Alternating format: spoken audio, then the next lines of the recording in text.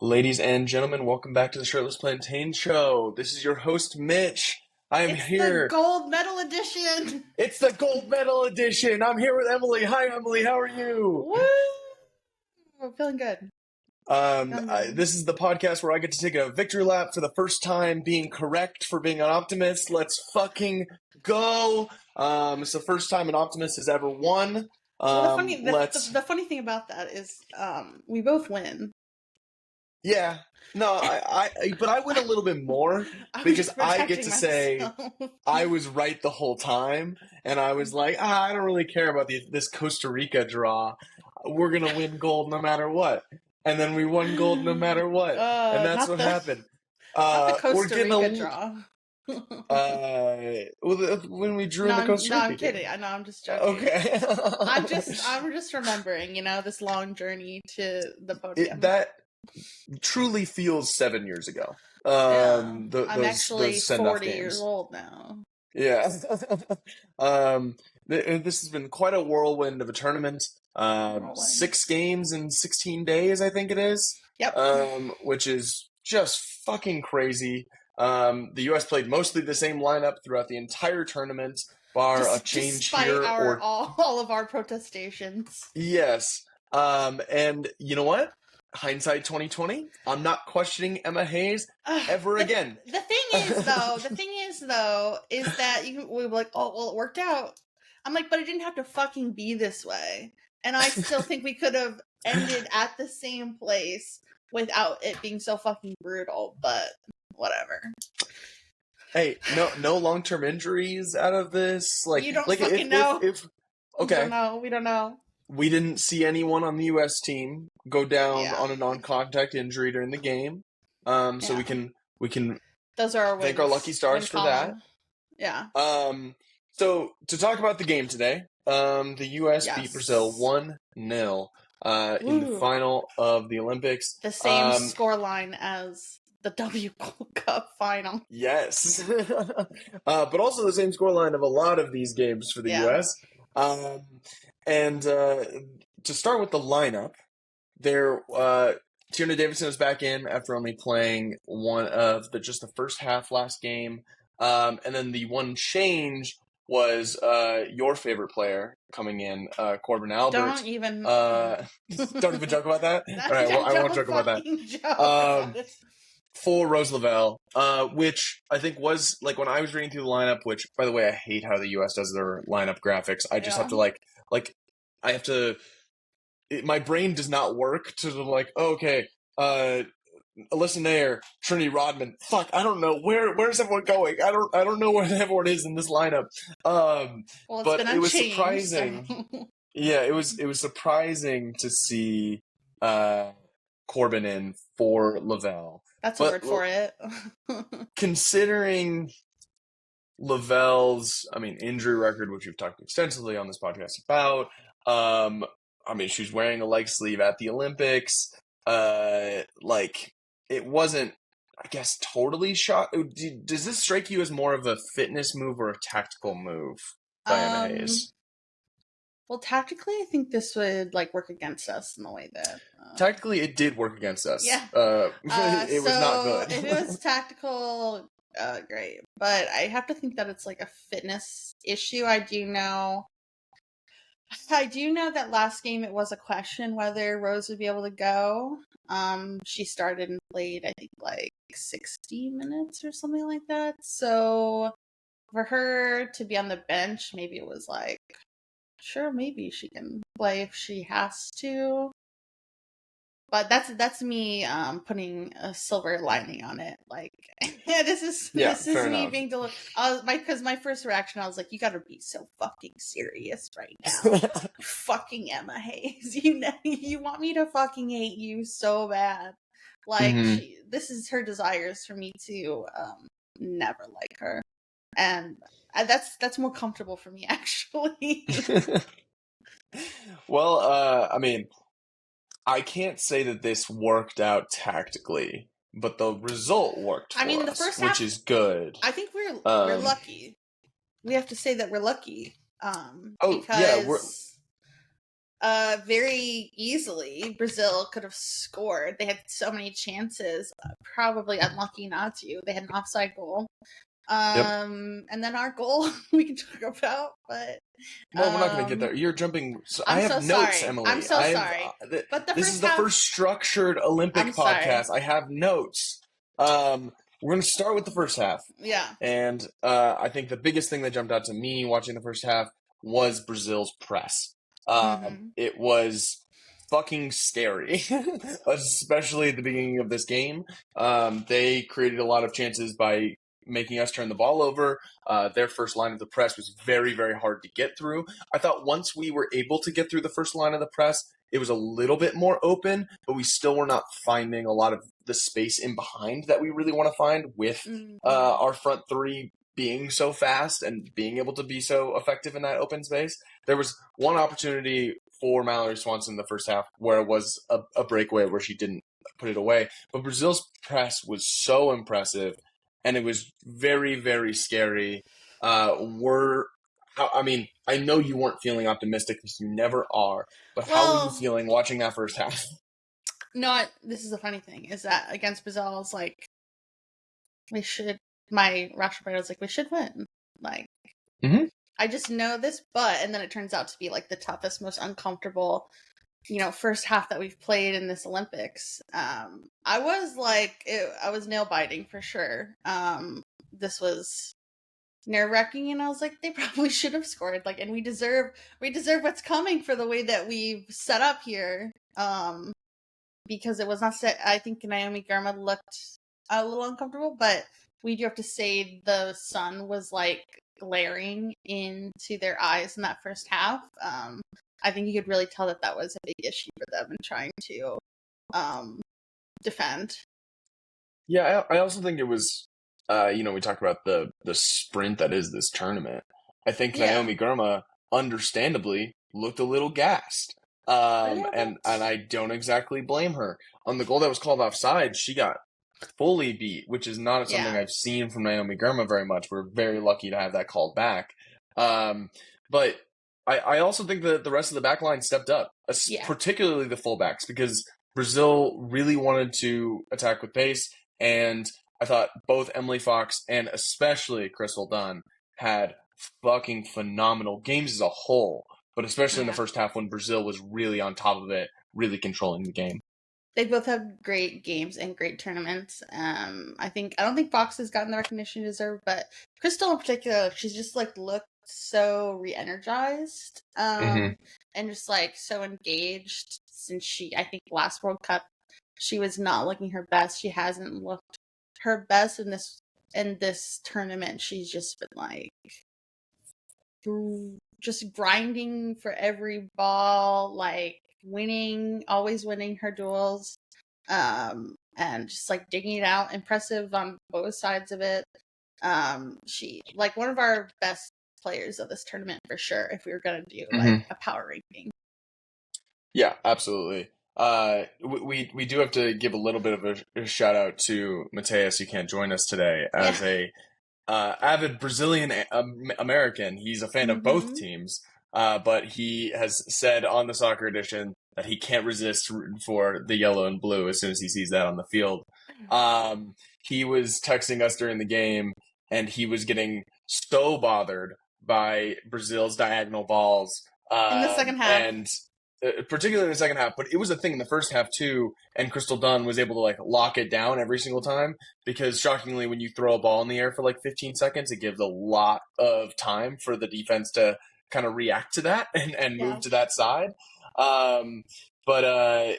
It was a scary first half. The Swanson chance in particular rang out to me because I was like, fuck, I don't feel like we're getting many of those opportunities.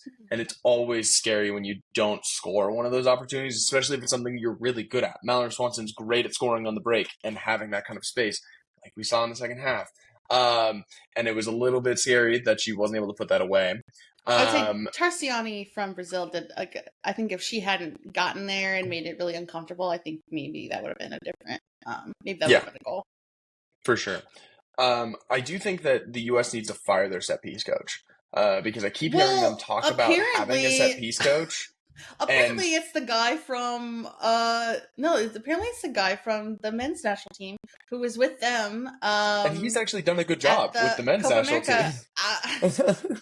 Apparently, yeah, Emma Hayes said that she like borrowed him, and brought him.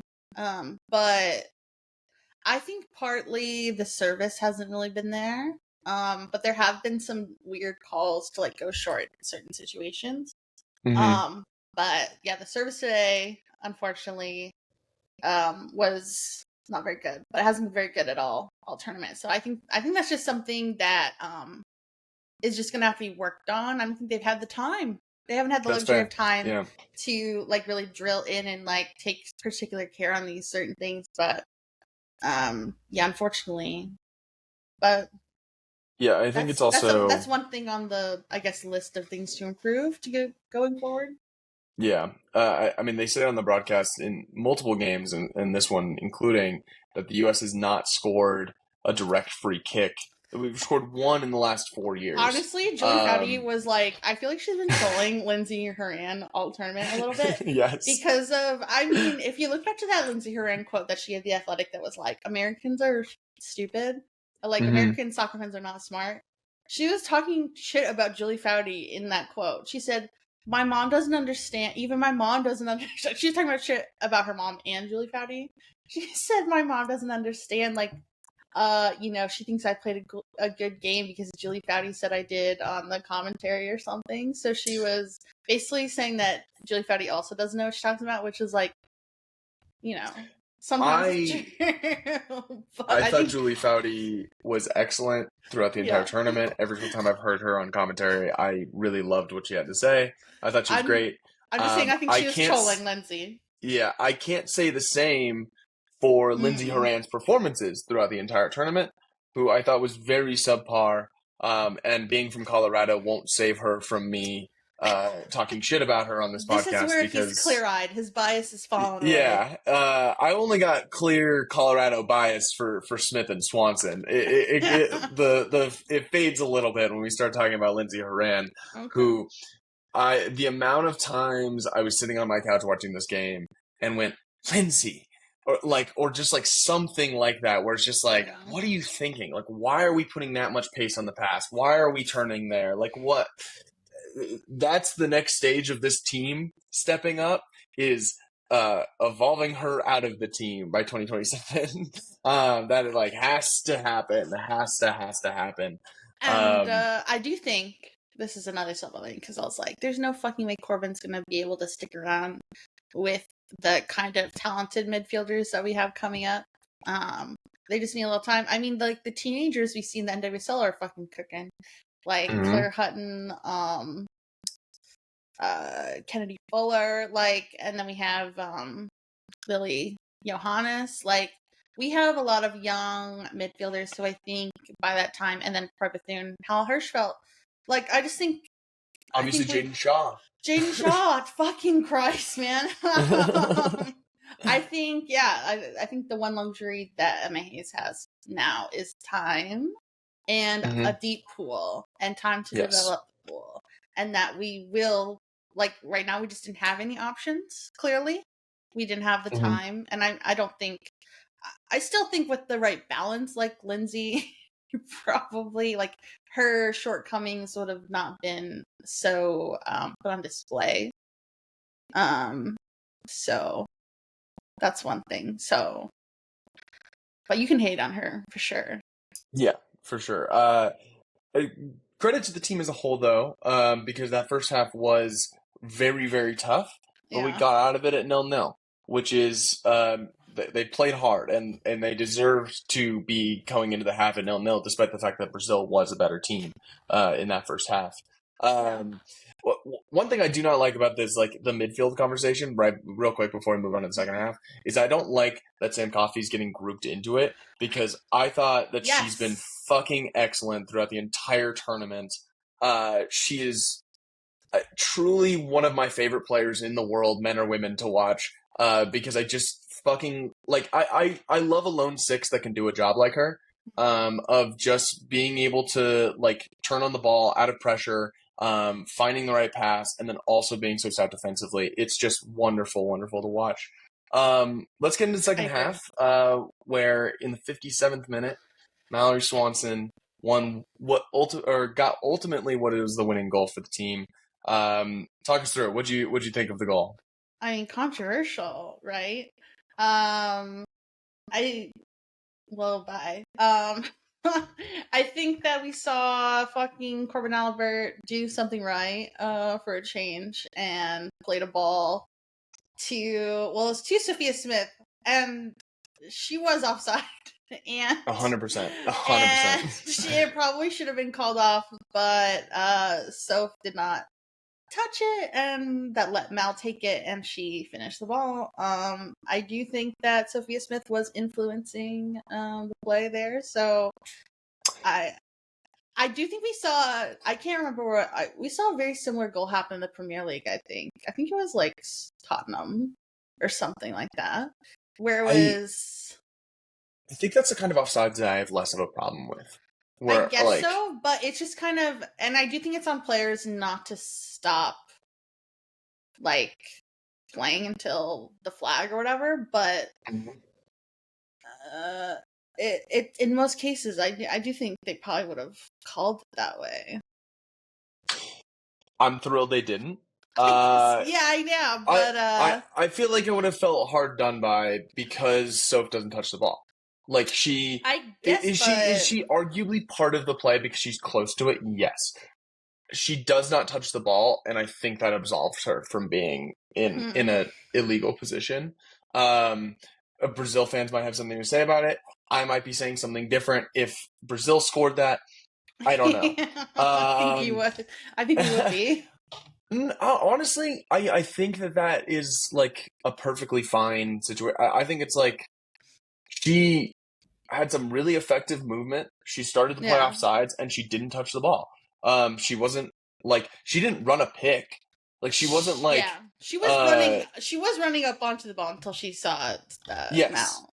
And if she was running up onto the ball and she had touched the ball, it would have just been any other offside play. It would have been called dead, and they keep it going. But because she swerved off the ball, and this is exactly why they are having plays continue until like the play is done when there's an offside thing, and not just calling it immediately, because things like this can happen. The player that looks like they're going to get the ball will be offsides, and then someone else comes and gets it who was onside, and I think it was a correctly refereed play. But that also shouldn't take away how great of a goal it was. I know you don't want to give her credit. It was a great ball from Corbin Albert, and it was a great finish from Mallory Swanson to put us ahead. And it is very awesome that our 3 go-ahead goals in the quarterfinals, semifinals, and finals were scored by Trinity, Sophia, and Mallory. The triple espresso. The triple espresso, as they've named themselves. I don't think I like that because it's kind of awkward. And I think they, who knows if that'll stick, but it's cute for the moment. I think they were deeply influenced by Sabrina Carpenter, and that's fine. That's cool. If that is what they want to name themselves, It would have been better. Let them do that. They should have. The clip from the Today Show is really funny because it is very funny. The second they heard it repeated back to them, they're kind of like, especially by the old white ladies. Yes. I don't know. It would have been better if they were just you said it on TV, so yeah, they're just like, we're brat. That's what we are. We're brat. Something good. I think that would have been bad. I think that would have been very, very, very bad. We're gonna move on to how the game changed after the goal. I thought immediately, and this is just a nature of soccer game state. When you go down by a goal, there's a little bit more space in behind. And we had 2 really, really good chances from Smith and Rodman to put the game away. They decided that they wanted to make it interesting for all of us and miss those chances. I got less interested. I was like, but it was interesting to see how the game changed. The subs we made were Lynn Williams for Sophia Smith, and then these are the things I didn't write down. Casey Kruger came on for Swanson. Yeah, and Sonic came on for Davidson. Yeah. the real quick about Casey Kruger, Yeah. there was a play at the end, like in stoppage time, when we're like trying to preserve this lead, where she was doing a corner flag routine on the sidelines, and it was sick as hell. It was so awesome. Like it was very, very cool to like, she was just defending like 4 players. Oh yeah. Like usually that's a hard thing to do in the corner flag because you don't have that much space. She was doing that on the sidelines and then won the throw in. And I thought that was very impressive. A great like sub of a defender coming in for an attacker when you're trying to preserve a 1-0 lead kind of play. Exactly the kind of fight that we needed to see it over the end. I feel like she's the kind of player who just like comes in and she like never makes a mistake. She's like exactly what you need to just see a game out. For sure. It was I thought the subs were a little late, but like you can say that again. Yeah, I mean, but that's just kind of been a hallmark of Emma Hayes throughout this tournament. Rose not getting on the pitch like at all just makes me think that maybe she wasn't good to go, but that pissed me off. I think that's game state. I don't think you put an attacking midfielder on when you're trying to preserve a 1-0 lead. She can defend. I don't know. I don't know. Like, if you're going to put on a midfielder, you're not going to put on Rose Lavelle right now. Like, when you're trying to preserve a 1-0 lead, you're going to bring on a defender for Mallory Swanson. You're not going to, let's put attacking firepower on. Sure, why not? I know. I'm just, annoyed. Fair enough. This is Rose Lavelle. Like, she deserves to play talk about someone who's played in a final, who's scored a World Cup winning goal. 100%. Anyway, it was very, very open for us. We should have put those 2 away. In the last, 10 minutes, Brazil had them for us. I mean, talk about another player who came up huge, Alyssa Nair. 2 major That's my saves. next note. Sorry. Yeah. Well, I could really see where you're going. Huge, 2 huge saves. I think 1 huge save in the first half, and then this save in this half where she just like fully like palms the soccer ball away is just amazing. Like, I don't know of another player who like just turns into a true machine when she puts on like the national team jersey, as opposed to like, not that she's bad at club by any means, and of course she doesn't have the defenders she has at club, but just like a true insane maniac goalkeeper when she's at the national team. Yeah, I can't speak highly enough of Alyssa Nair in this tournament, in this game. She was just fucking unbelievable. It was incredible to watch.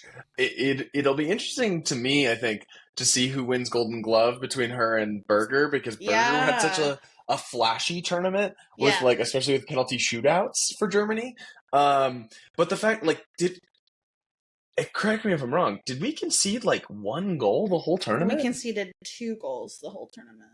Holy shit. So, crazy.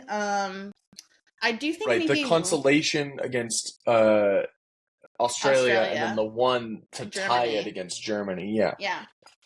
I think you would have to maybe give it to Alyssa despite Berger's heroics. I think she was tested less often, for sure. Yes. Yeah. And part of that is credit to another player who's like potentially up for player of the tournament, of Naomi Girma. Who is your player of the tournament for the U.S.? Well, I guess it's easy to say for the U.S. because then that's just the player of the tournament for the entire tournament because we won the tournament. I mean, is it? I think because you can't pick one of the front 3 exactly, you would have to say Naomi Girma. I agree. And I think the defense, like, it won us, obviously. It won us this tournament. I mean, we weren't really talking about, I don't know, like, it just wasn't ever a question with whether the defense could, like, stand up to any of these tests. Especially with, like, Davidson not being completely healthy. Emily Sonnet played a lot of minutes at center back. Naomi Girma was playing next to like a uncertain partner and was still so good throughout the entire tournament. Shout out to Emily Sonnet, who, in her career has kind of just been this like plug and play player. In the last 2 major tournaments, I think she's definitely matured, and someone who I used to be not very comfortable seeing back there because she had kind of a chaos factor. But I think in the last several years has really like grown and been someone super steady and just. Yeah, I wasn't, especially with seeing her with Gotham and she was playing a lot of center back, I wasn't worried really ever to when Tierna went down. She also made like a huge save at the end of the game right before Alyssa Nair made her massive save that everyone is going to be talking about because she's just so good. There are 2 like miscellaneous notes that I have that I want to talk about real quick. Yeah. One, they would not stop showing Tom Cruise. I thought that was kind of fun. And also he's like, he looked stressed during stoppage time. I'm like, that man is one of us. He is one of us. He was like that meme that was like, he was like locked in. He was he was locked in. I just thought it was very fun that they kept cutting to Tom Cruise. And then also to Megan Rapinoe and Sue Bird and Tobin Heath and Allie Krieger. And Allie Krieger. Lauren like, Cheney was there too. Lauren Holiday, she was there too. Yeah. And that just like, that warmed my heart for sure. Yeah. It was fucking awesome. And then my last miscellaneous notes that I want to talk about is Emma Hayes's. This is alleged because it was said over the broadcast, so I don't know if like, but it's like a LeBron James level lie because the quote was that even like when she was growing up in London watching the Olympics and was like seeing like the flag bearers and stuff like that, she was not dreaming of like the flag bearer of Great Britain. She was dreaming about it as the United States, and like that's a fucking crazy lie. Like I get it. You gotta pander to your fan base. That's fucking like I'm never gonna be mad about like someone like pandering like that, but like that's a crazy stone cold fucking lie. That's LeBron level. That fucking rules. I'm trying to think because there is a part of like her lore that she started like, so I don't know if this goes back to fucking childhood because that's crazy. She's like started her managing career like in the States basically. So I don't know if that's part of it. Like her dad was also a manager, but I don't know why he would be in. That doesn't make any sense to me. It's a stone cold lie that is pure pandering, and I'm yeah, that's fucking funny. That's a funny lie. Especially with like a women's soccer like not being a thing or like being at a tournament until who fucking knows. That's crazy. Yeah, right. Well, the one thing that I do know that Emma Hayes knows how to do, it is lie. So. And she did an outstanding job there. I thought it was very, very funny. That's crazy. It was so funny. I had to put it in my notes to talk about it in this podcast because I wish we had a clip. It's too funny. Yeah, I was not going to bother trying to go back and get that clip, but just believe me that it was said on the broadcast. Okay, everyone take my word for it. It was said. Before we get out of here, like I mean, we just won this fucking tournament. Like we're back against all. It is crazy. I mean, I did believe that both things could happen. One, that we could have a frustrating kind of tournament because that's what we saw before we were heading into the Olympics, or that we could somehow win gold. And it wasn't a perfect tournament by any means. Like, we didn't play the way that we played in like those first 2 group games, which were the 2 games that excited me the most and made me feel like that we are back. But then these latter games, because we did find a way to win, and I never felt like I did while I was watching Blackco, the Blackco era. So that's another major positive. And I think, the next 3 years until World Cup, like that's all the time that I think we need to be at like a level that's gonna scare people. Because I do, and that's another part of like why we were so like deep, like U.S. fans, women's national team fans for the last couple of years. That's why we were so like in so much despair, because I think we all knew like how much talent there was. Like, because I think like Europeans in particular, they were like, they're over, they're done. They just thought that we weren't creating good players. But I think we all knew how good these players were and that there was so much potential, and to see it like just be wasted like that, that was like the heartbreaking part. And now like we see like it is possible, and we are creating really talented players to compete at the highest level for years to come. So yeah, I think like we can look, obviously 3 years is a long time in professional sports. Yeah, it's going to look a lot different probably. Even the young players that we're heralding I was about now. to say that it actually might not. Like, I feel like a lot of the core of this team are going to be very likely still around and in their prime. Like, this front three is not going away anytime soon. Naomi Girma is only going to get better. Emily Fox and Sam Coffey are going to be in their prime next World Cup. Like, there are so many of this like core team that was playing a lot that are still going to be in the national team picture. And the only reason they won't be is because of injury or young players arriving on the scene that bench them. That's what I meant. Only a good thing. That's the only thing that I meant. Is like it could look better because I know how many good players there are out there, like a Croy Bethune and a Lily Johannes. That's what I was thinking, really. So I mean, only good things to come, hopefully. Only good. It's only up from here. It's only up from here. Famously, when you're at the top of a mountain, you say it's only up from here. So we know this year is going to be good soccer-wise for us. Yeah, the ball's rolling up. This is a good omen for the year. That's going to be all for us for this gold medal edition of the Shirtless Plantain Show. Where's our gold medal? We fucking did it. Yeah, we deserve this. We worked hard. We worked like a whole 2 hours on this, right? Thank you guys all for listening, and peace. Peace. Take your shirt off. Take your shirt off.